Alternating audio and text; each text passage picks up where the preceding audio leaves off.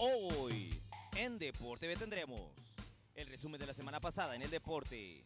Guatemala ya tiene rivales para la Copa de Oro, además de lo que nos dejaron la 12ª y 13ª jornadas del torneo Clausura. Trías se coronó campeón del torneo centroamericano de clubes. El inicio de la temporada de la Fórmula 1 y lo que viene esta semana. La definición de los octavos de final de la Champions y el clásico español. Todo esto y mucho más, hoy en Deporte B. Muy buena noche, bienvenidos a Deporte B. Es un gusto que nos puedan acompañar este lunes 16 de marzo. Ya estamos listos para arrancar. Lourdes, buenas noches, ¿qué tal está? Un gusto estar con usted, Mauricio, y bueno, definitivamente ya estamos listos para comenzar porque se viene muchísimo esta semana y vamos a iniciar con, adivinen, Guatemala en la Copa de Oro. Vamos a ver. Y es que en los temas más importantes de la semana tenemos que hablar acerca de la selección. La semana pasada se dio el sorteo de la 12ª edición de la Copa de Oro y en esta, ¿qué 12ª? 13ª. Y en esta Guatemala estuvo emparejado en un grupo que me parece accesible. No por el cabeza de grupo, que es México, pero por los otros dos equipos que van a estar, sí, Trinidad y Tobago y Cuba. Históricamente, Trinidad y Tobago ha tenido mejores resultados que Guatemala, y Guatemala está como para el segundo o tercer lugar.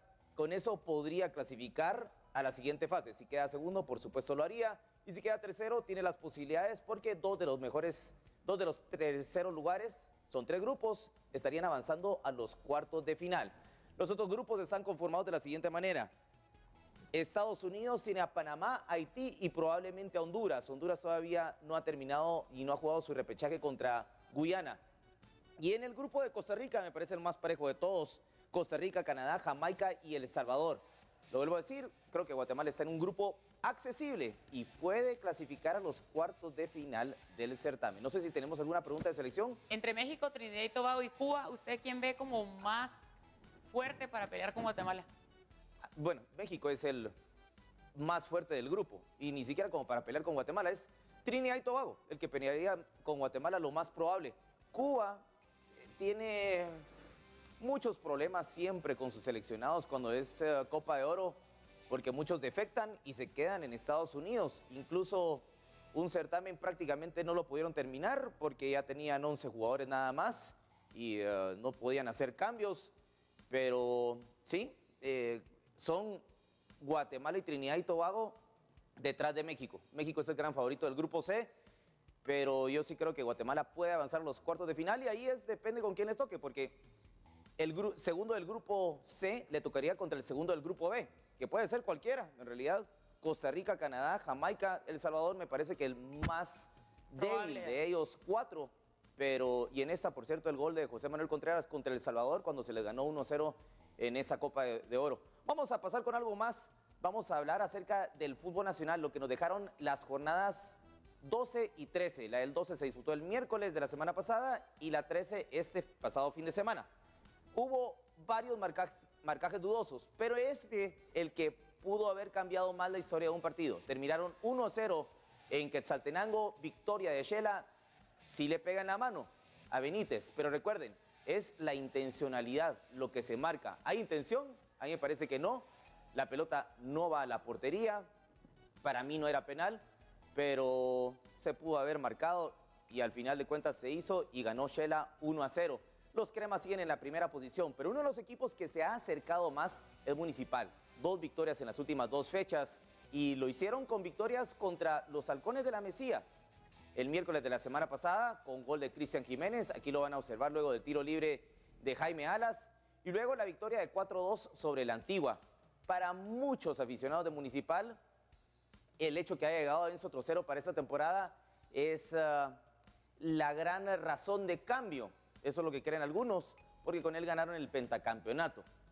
¿Será suficiente como para quitarle el posible exacampeonato a los cremas o será algún equipo más? Bueno, eso lo vamos a saber más tarde.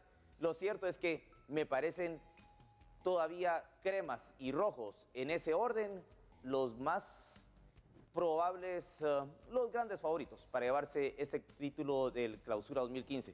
¿Tenemos alguna pregunta al fútbol nacional?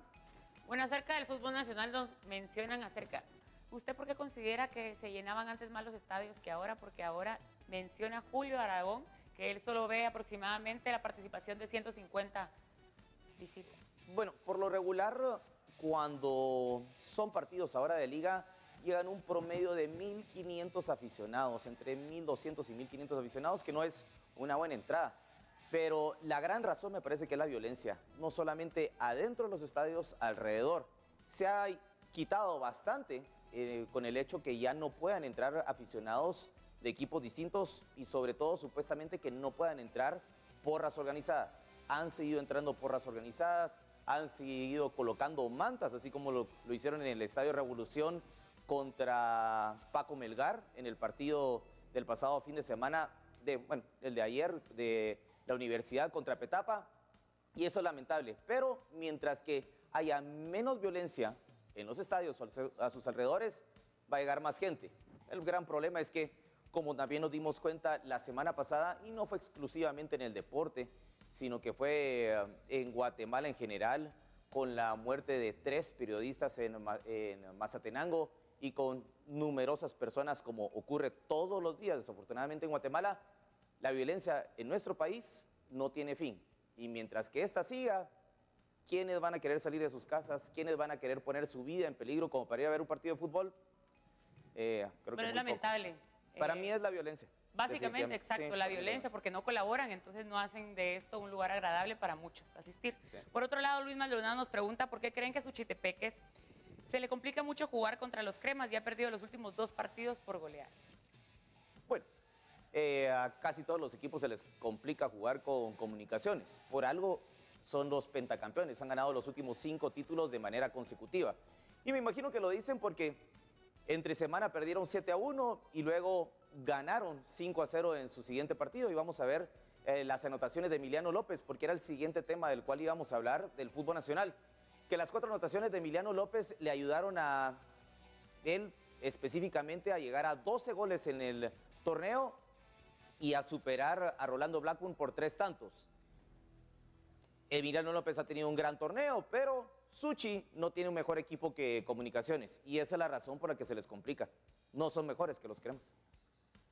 Vamos a pasar vamos a ver el último gol de Emiliano López. Ya vimos este segundo de penal, es su tercero. Y el cuarto que metió lo hizo de taquito. Fue un golazo el de Emiliano López, pero no fue tan bueno como el de Julián Priego.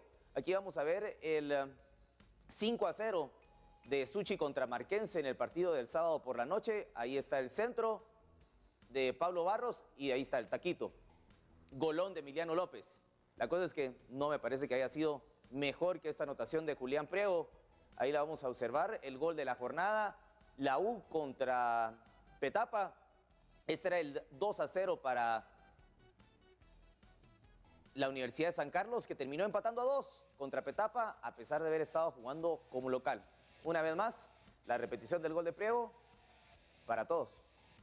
El gol de la jornada y uno de los mejores del certamen, sin duda alguna.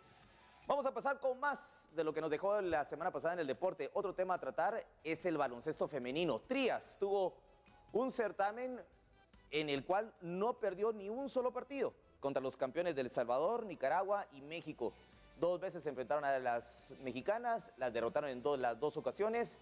En la final de sábado por la noche en el Teodoro Palacios, donde llegaron bastantes aficionados, ganaron 65-55, pero la máxima anotadora y mejor jugadora de todo el certamen es ella, Blanca Rosa Amado, que entraba en triple ahí en la pintura, anotó 30 puntos en el último partido de la final, 18 rebotes, 4 asistencias, 3 bloqueos, una excelente faena. Y el mejor equipo del certamen, sin duda algunas, fue Trías.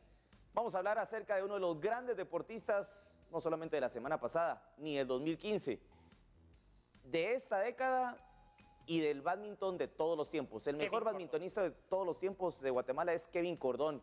Ganó su segundo título del año, el segundo que ha jugado. El primero lo ganó hace 2 semanas en Lima, Perú. Este lo ganó en Iguazú, en Brasil, y derrotó al noruego Marius Myhre en la final por 21-17 y 21-14.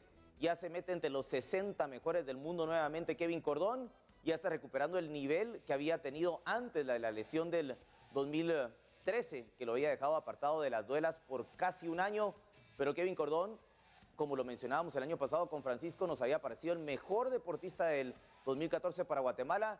Y en este 2015, que hay Juegos Panamericanos, vamos a ver cómo le va en Toronto y a toda la delegación guatemalteca, por supuesto. Estas son tomas del Mundial del 2011 de bádminton, cuando se enfrentó a Chong Wei Lee, el tailandés número 1 del mundo, en los cuartos de final. Impresionante. Y regresando a las preguntas, en las redes sociales, que por cierto me gustaría invitarlos a que se unan a la página de Facebook de XTV, nos pregunta muchísimo acerca de Byron Quevedo. ¿Qué es de él? No sé ni quién es Byron Quevedo. Bueno, luego nosotros vamos a no sé. ver. Y también nos preguntan acerca de por qué usted considera que Municipal ha bajado bastante y que sus demás jugadores están haciendo lo que quieren. Bueno, Municipal, como lo mencionábamos anteriormente, las últimas fechas le ha ido bien. 2 victorias contra la Mesía y también contra la Antigua. Ya está en la tercera posición, solamente detrás de los Cremas y el Deportivo Suchitepeques. Pasaron a la Antigua, que está cuarto, y siguen siendo uno de los rivales a vencer en el certamen. ¿Qué es lo que nos puedan demostrar en las siguientes fechas? Me parece que Jaime Alas ha mejorado mucho su nivel. No ha estado jugando Kevin Santamaría, tampoco lo ha hecho Cayorda, pero mientras que los rojos tengan a jugadores desequilibrantes como el Pescado Ruiz arriba, como a Marco Ciani, como Marvin Ávila y Jaime Alas, que está jugando mejor, va a tener mucho juego ofensivo. Y contra la Antigua no quedó ninguna duda quién fue el mejor equipo en la cancha. Se habla de la Copa de Oro y también nos hablan de la Copa América. Y quiere saber, Roberto Pacheco, ¿por qué México va a asistir a esto? Va a asistir a la Copa América del 2015 a disputarse en Chile porque lo invitaron, al igual que Jamaica.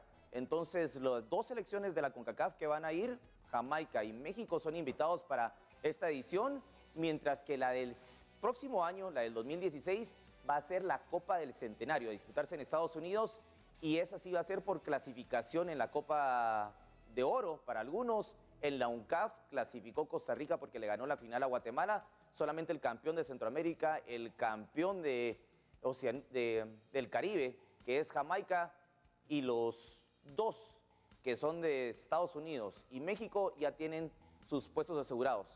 2 plazas más se van a dar para la CONCACAF. Vamos a ver si Guatemala puede conquistar una de ellas en esta Copa de Oro. Bueno, ya que al inicio hablábamos de la falta de gente que va a los estadios, nos menciona Jorge Ruano, ¿por qué ocurren las amenazas en los vestidores? Y el día de hoy ocurrió en la histórica de Quiriguá, el Deportivo de Jocotán recibió amenazas. ¿Usted qué opina acerca de esto? Eso fue en el partido de ayer y fue cuando Quiriguá le ganó 5-1 a Jocotán. Lo que me parece es que desafortunadamente hay muchos equipos, y no solamente en la Liga Mayor, sobre todo en la primera división y también algunos de la segunda división, que sus fondos, ¿cómo lo podemos colocar?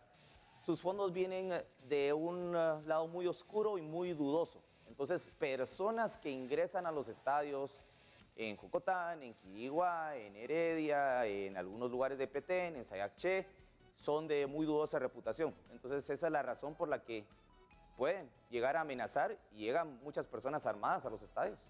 Lamentable. Bueno, nosotros continuamos con más, pero al regresar al corte estaremos hablando de la Liga Española y también el inicio de la Fórmula 1, octavos de final de la Champions y más acerca de la Primera División y el Clásico Español. Quédese en Deporte.